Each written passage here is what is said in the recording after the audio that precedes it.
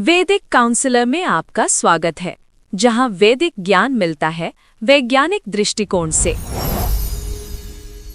नमस्कार। वैदिक ज्योतिष की दुनिया में ना कुछ कॉम्बिनेशंस इतने पावरफुल होते हैं कि वो हमारी जिंदगी की पूरी दिशा ही बदल सकते हैं। तो आज हम ऐसे ही एक बहुत ही इंटेंस और कह सकते हैं विस्फोटक संयोजन को समझने वाले हैं, अंगारक योग। चलिए इस ब्रह्मांडीय आग की गहराइयों में उतरते हैं। ये कोई मामूली ज्योतिषीय योग नहीं है। जरा सोचिए, जब दो जबरदस्त ताकतवर एनर्जी टकराती है तो नतीजा ठीक ऐसा ही होता है, बेहिसाब, अप्रत्याशित और बेहद शक्तिशाली। ये वो आग है जो या तो हमें बना सकती है या फिर जला भी सकती है। तो इस विस्फोटक कॉम्बिनेशन के पीछे आखिर कौन से ग्रह हैं? इस कॉस्मिक ड्रामा के दो मेन कैरेक्टर्स हैं, मंगल और राहु। आइए पहले ये समझते हैं कि ये दोनों अलग अलग क्या दिखाते हैं। देखिए, अंगारक योग का जो सार है ना, वो इसके नाम में ही छुपा है। अंगारक मंगल का एक क्लासिकल नाम है, जिसका मतलब होता है जलता हुआ कोयला। और जब ये जलता हुआ कोयला राहु के साथ जुड़ता है, जो कि एक एम्पलीफायर की तरह हर चीज को कई गुना बढ़ा देता है, तो एक जबरदस्त एनर्जी वाला योग बन जाता है।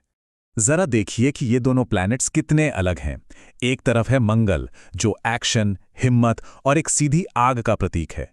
वहीं दूसरी तरफ है राहु, जो हमारी इच्छाओं, हमारे भ्रम और अचानक होने वाली घटनाओं का कारक है। मतलब राहु किसी भी चीज को कई गुना बढ़ा देता है। तो समझिए, एक आग है तो दूसरा उस आग को भड़काने वाला तूफान। अच्छा, अब जब हम इन दोनों ग्रहों की एनर्जी को थोड़ा बहुत समझ गए हैं, तो आइए देखते हैं कि जन्म कुंडली में ये पावरफुल अंगारक योग असल में बनता कैसे है। इसके लिए कुछ खास ज्योतिषी शर्तें पूरी होनी चाहिए। तो सबसे जरूरी बात यह है कि जब मंगल और राहु एक ही घर में, एक ही राशि में एक साथ बैठते हैं, तब ये योग बनता है। और हाँ, अगर ये मेष, सिंह या धनु जैसी अग्नि राशियों में हो तो इसकी गर्मी और भी बढ़ जाती है। और अगर कुंडली के छठे, आठवें या 12वें जैसे मुश्किल घरों में ये कॉम्बिनेशन बन जाए तो ये और भी ज्यादा चैलेंजिंग हो सकता है, खासकर तब जब बृहस्पति या शुक्र जैसे शुभ ग्रहों की कोई पॉजिटिव नज़र इस पर ना पड़ रही हो, जो इस उग्र एनर्जी को थोड़ा बैलेंस कर सके। और यहीं पर अंगारक योग सबसे ज्यादा इंटरेस्टिंग हो जाता है। ये एनर्जी है ना, ये एक दो-धारी तलवार की तरह है। ये किसी इंसान को एक जबरदस्त योद्धा भी बना सकती है या फिर एक विनाशकारी विद्रोही भी। इसका असर इस बात पर निर्भर करता है कि इस एनर्जी को संभाला कैसे जाता है। देखिए, एक तरफ तो ये योग गजब का साहस, जबरदस्त महत्वाकांक्षा और मुश्किलों से लड़ने की हिम्मत दे सकता है। लेकिन सिक्के का दूसरा पहलू भी है। यही एनर्जी विस्फोटक गुस्से, गलत रास्ते अपनाने और रिश्तों में भारी उथल-पुथल का कारण भी बन सकती है। ये योग और दोष के बीच का एक बहुत ही बारीक सा संतुलन है। जिन लोगों की कुंडली में ये योग होता है ना, वो अक्सर अपने अंदर एक लगातार दबाव महसूस करते हैं, बिल्कुल एक प्रेशर कुकर की तरह, जिसके अंदर भाप बनती रहती है, जो या तो कुछ बहुत बढ़िया पका सकती है या फिर बुरी तरह फट सकती है। ये एनर्जी हमेशा बाहर निकलने का एक रास्ता, एक दिशा ढूंढती है। तो ये जो प्रेशर कुकर वाली एनर्जी है, ये हमारी असल जिंदगी में दिखती कैसे है?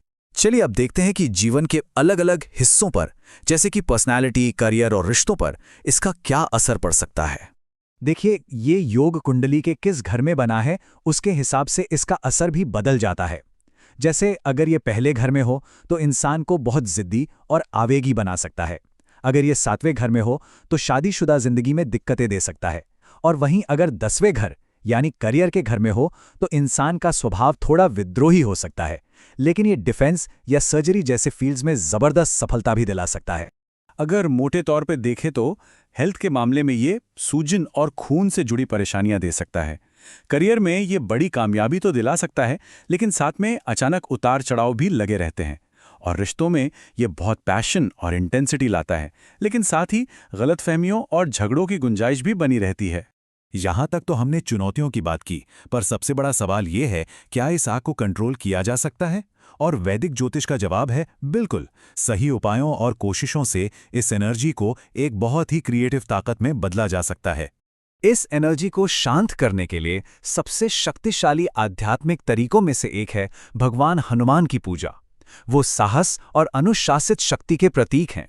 रोज हनुमान चालीसा का पाठ करना या मंगलवार को उनके मंदिर जाना इस योग के नेगेटिव इफेक्ट्स को कम करने में बहुत असरदार माना जाता है।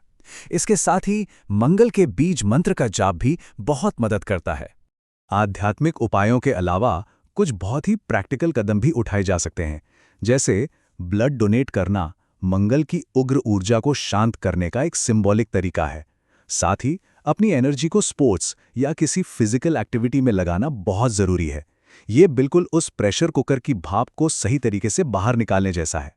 हाँ, एक बात का खास ध्यान रखें।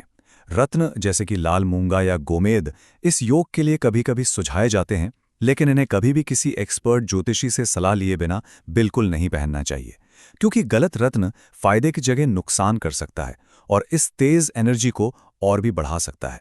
और आखिर में सबसे जरूरी बात, ज्योतिष हमें संभावनाएं दिखाता है। ये हमारी किस्मत का आखिरी फैसला नहीं है।